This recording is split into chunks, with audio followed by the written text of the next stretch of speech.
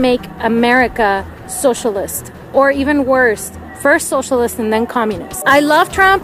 I love what he said. He said that socialism is never going to be part of the U.S. And that is a big deal because I can see how there's people in the Congress like AOC and other congressmen and Schumer, Pelosi, and other people that are trying to push socialism. People don't even understand what socialism is. They don't understand that. They think that we're stupid. We're not stupid because we're brown. We are very intelligent and we can take our own decisions. When you are trying to make rules that are going to govern over any type of industry, that becomes socialism. So one of the first things in the 1940s that happened in Mexico was that the government started putting rules over the oil and gas industry. And then they took all of the companies that were independent and then they make them into the Mexican oil and gas company that was called Pemex. And Pemex, this oil and gas company from Mexico, the funds were going to be used for the hospitals and for colleges, so that everybody had college for free, and then everybody had on hospitals, like, you know, medical services for free. So that sounds great, right? But the problem is that a bunch of bureaucrats are running the company, the oil and gas company, and you can research this online. They're like terrible. What happened was after the 1940s, they started, you know, giving money for colleges and for hospitals. The hospitals are like the worst in the world. Just as evidence, COVID, like people that are getting sick in Mexico, they're dying because there's not a good healthcare. And people will prefer to have their own healthcare there. They had a bunch of healthcare, private healthcare, that instead of going to the socialist, to the state healthcare, they go and pay, you know, because they just want to make sure. And then in colleges, so I paid like $150 a semester for my college degree. You cannot find jobs. Okay, so you had a bunch of people that are educated, lawyers, doctors, that were driving taxis because you will make more money driving taxis than being a lawyer or a doctor. And I don't want to see that in America. So what happened with the years is that Mexicans, you know, that were educated, you know, you start instead selling tacos or being taxi drivers, things like that. And then the cartels came. And then they offer a lot of the youth a bunch of money for selling drugs. And we had friends that were involved in cartels and then they got killed. How did you feel that night? Super sad. I cried. I was ready with my cake to celebrate Trump win because I was sure that Trump was going to win. And I just felt terrible. If you just kind of like check what's going on with the Venezuelans, a bunch of them came to America. They are doing exactly the same thing because they want to take over our country. They want to make America socialist, or even worse, first socialist and then communist. You know, they want to do that. And I believe that, honestly, they want world dominion. They want communism to be all around the world. And if they take America, I think that they're going to take the whole world. I mean, it's my opinion, because I know, like, for example, in 2008, I was working in a marketing firm in Mexico. And I remember when the 2008 crisis came, I was sitting down in the building and I was just watching hundreds of people coming with their boxes because America was in a crisis, in the house crisis, and then it affected us. When America gets a cold, Mexico gets a pneumonia. And that's what people don't understand.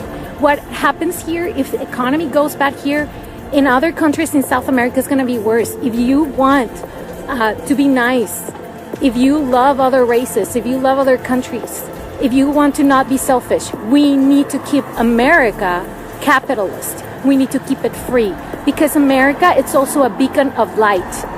Okay, when I came here to America, I was totally liberal. And I came here and I started learning about what capitalism is, because I didn't even know that Mexico was not capitalist. I didn't even know. I had to learn by comparison. And then when I learned, I was free, because I learned that I can be responsible for my own decisions. And that was the most amazing and most freeing thing in the world.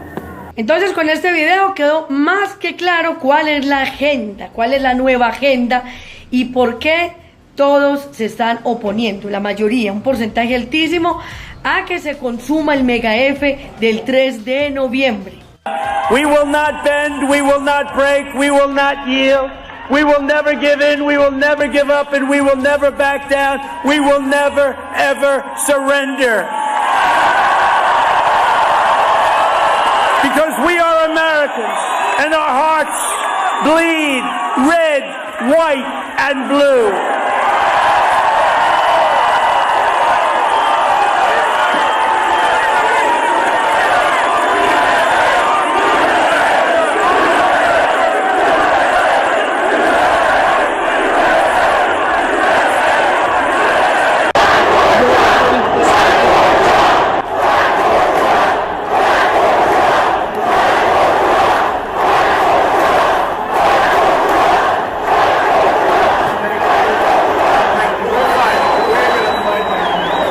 Of foreign interference in the election.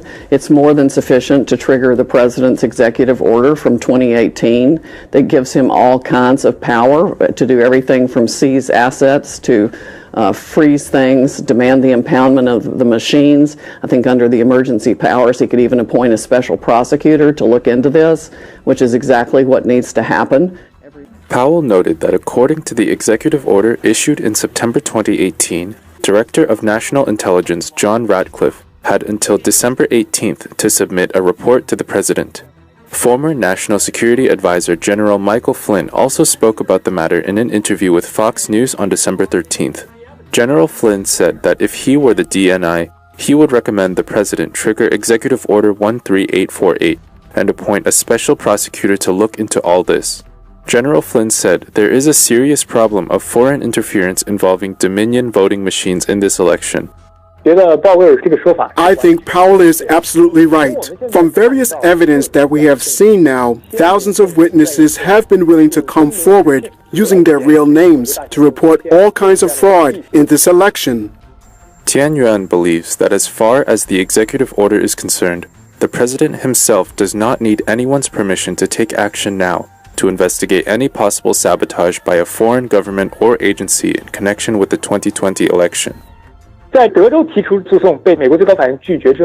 the Texas lawsuit was rejected by the U.S. Supreme Court, the prospect of a legal crackdown on election fraud is fading. Under the circumstances, President Trump's best option now is to immediately implement the 2018 executive order against foreign governments and agencies for interfering in the U.S. election. U.S.-based historian Li Jianglin believes that the President's executive order and the DNI's report are indeed an important line of defense. Executive Order 13848 is divided into two phases. First, within 45 days of the election, the DNI reports to the President based on whether the election was subject to foreign interference. Second, when the Attorney General and the Department of Homeland Security receive the report, they will, within 45 days, conduct a more in-depth assessment with relevant state and local officials, and work with the Secretary of the Treasury and the Secretary of Defense to impose sanctions based on the extent of foreign intervention. Ratcliffe, 情报总监，他手下掌握的18个情报机构。 Ratcliffe, the Director of National Intelligence, has 18 intelligence agencies under his command. He certainly knows a great deal of intelligence, which we can learn from in his public interviews over the past few days. He kept saying that China is America's most dangerous enemy right now, which seems to be an indication. In his October statement on election security, John Ratcliffe focused on the threat from Russia and Iran, but in a recent interview with Fox News, he frequently referred to the Chinese Communist Party. There are a lot of people who, for economic reasons, don't want China to be our greatest threat. There are a lot of people who, for political reasons, don't want China to be our greatest threat in America.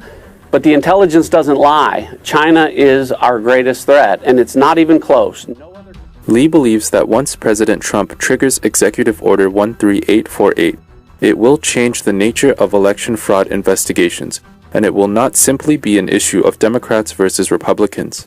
As Powell has argued, some of the people involved in voting machine manipulation, algorithms fraud, and fake ballots will face national security allegations, and an investigation could have a real impact.